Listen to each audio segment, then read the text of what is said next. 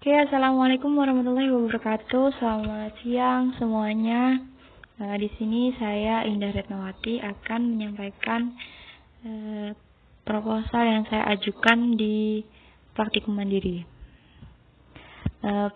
Judul yang saya ambil adalah pengaruh temperatur dan waktu aktivasi terhadap daya serap karbon aktif ampas kelapa Cocos nuciferalin sebagai adsorben ion Cu2+ atau tembaga.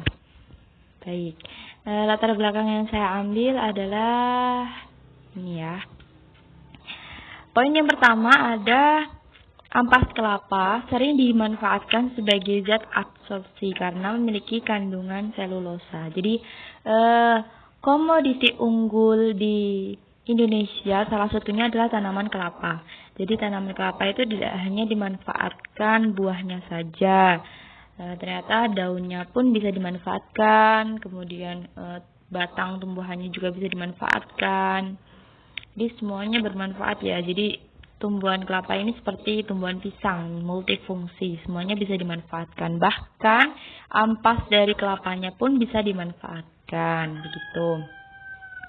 Karena ampas kelapa ini sendiri itu mengandung kandungan selulosa yang tinggi, jadi untuk zat-zat adsorb itu biasanya bisa. Jadi dia akan diproses sedemikian rupa diolah untuk mengadsorpsi. Nah, kemudian poin yang kedua adalah banyaknya industri berpengaruh terhadap limbah sisa hasil produksi yang berpotensi mencemari lingkungan.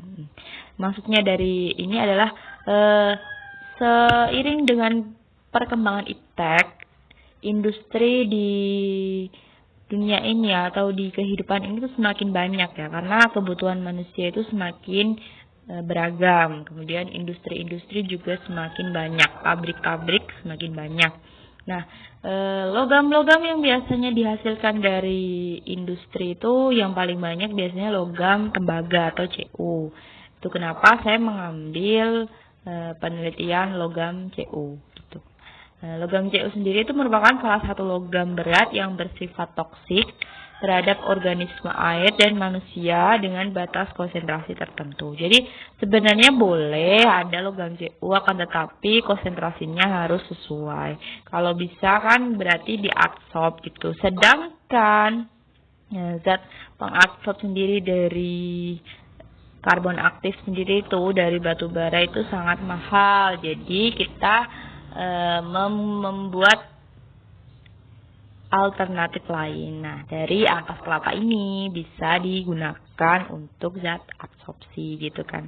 Karena zat ampas kelapa kan daripada nggak digunakan lagi kan, kalau ibu-ibu rumah tangga biasanya habis merah santan terus ampas kelapanya dibuang begitu saja, tidak dimanfaatkan untuk apa-apa begitu. Padahal sebenarnya banyak manfaatnya.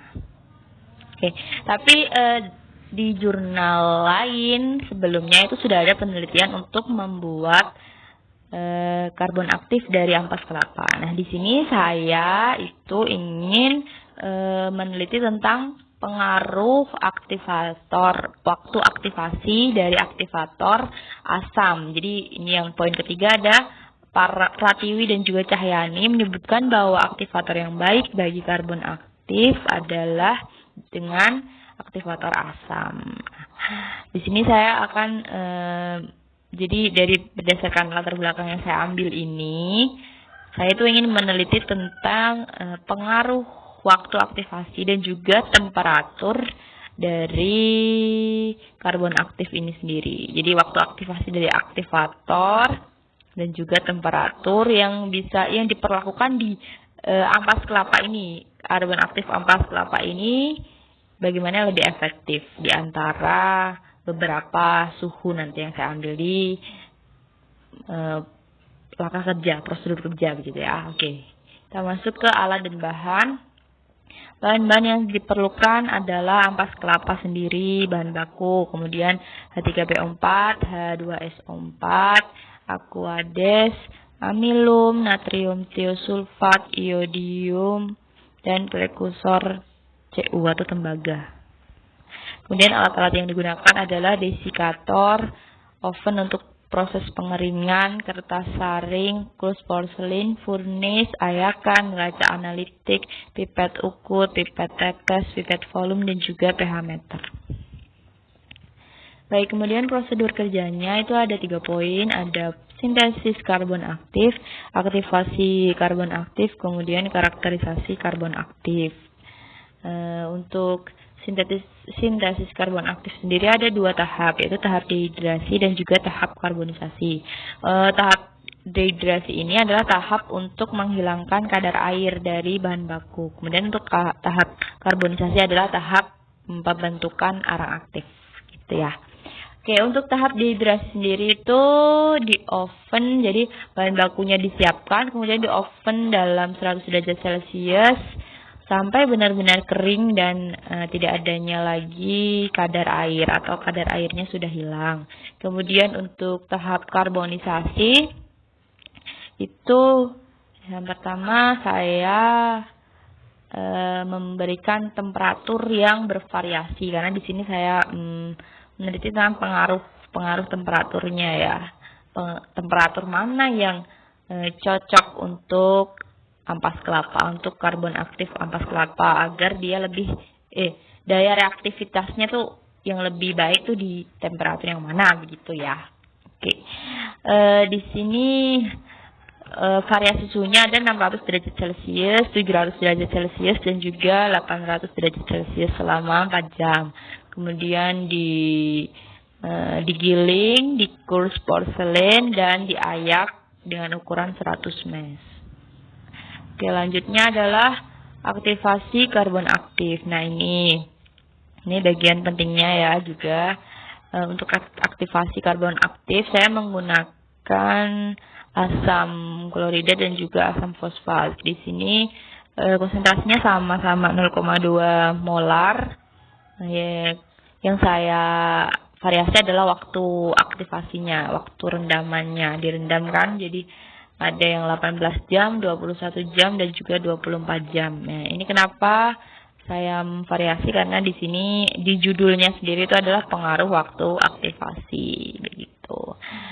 Kemudian sampel disaring setelah direndam tadi, terus disaring dengan kertas saring, kemudian dicuci dengan Aquades hingga pH 7. Jadi dicuci terus sampai pH-nya netral. Kemudian sampel dikeringkan dalam oven suhu 100 derajat Celcius selama 3 jam. Terus didapatkan dua macam tadi ya, larutan aktivator yang satu kan HCl, arang aktif yang dikasih aktivator HCl, dan juga arang aktif yang dikasih aktivator H3PO4. Baik. Kemudian dikarakterisasi karbon aktifnya. Ada uji kadar aktif, uji kadar abu, analisis FTIR, uji fix karbon, uji daya serap terhadap iodium, kemudian uji bagian yang hilang pada pemanasan 950 derajat Celcius atau voltimeter. Jadi uji semuanya. Untuk karakterisasi karbon aktifnya ditentukan mana yang lebih baik untuk aktivitas karbonnya begitu ya. Kemudian ya sudah, di sini saya punya quotes. A person who never made a mistake never tried anything new, atau seseorang yang tidak pernah melakukan kesalahan tidak pernah mencoba sesuatu yang baru. Jadi harus, walaupun kita berbuat kesalahan itu tidak apa-apa ya, gagal adalah satu langkah menuju keberhasilan. Baik, terima kasih atas perhatiannya. Sekiranya cukup dari saya. Sekian. Apabila ada pertanyaan atau kritik dan saran silakan disampaikan begitu ya. Terima kasih. Wassalamualaikum warahmatullahi wabarakatuh.